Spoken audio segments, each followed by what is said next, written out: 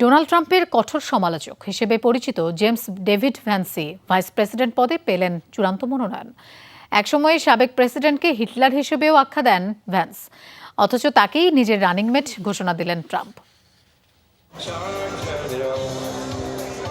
একসময় নিজেকে পরিচয় দিতেন ট্রাম্প বিরোধী বলে, নানা সাক্ষাৎকারে করেছেন তার কড়া সমালোচনা, আখ্যা দেন যুক্তরাষ্ট্রের হিটলার হিসেবে। এমনকি দেশকে অন্ধকারে নিয়ে যাচ্ছে ট্রাম্প, এমন অভিযোগও করেন একসময়। সেই জেডি ভ্যান্সকেই নিজের রানিং মেট ঘোষণা দিয়ে চমক সৃষ্টি করলেন ডোনাল্ড ট্রাম্প।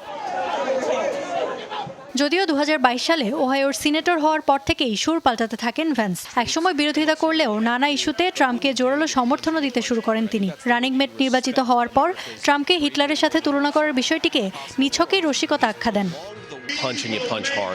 এটি একটি রসিকতা ছিল, তবে 2016 সালে ডোনাল্ড ট্রাম্পের নেতৃত্ব নিয়ে আমার সন্দেহ ছিল, তা অস্বীকার করব না। কিন্তু প্রেসিডেন্ট নির্বাচিত হয়ে অসাধারণভাবে নিজের সব দায়িত্ব পালন করে আমার ধারণা বদলে দিয়েছেন তিনি। শুধু আমার নয়, বহু মার্কিন নাগরিকের মানসিকতাই বদলে দিয়েছেন ট্রাম্প।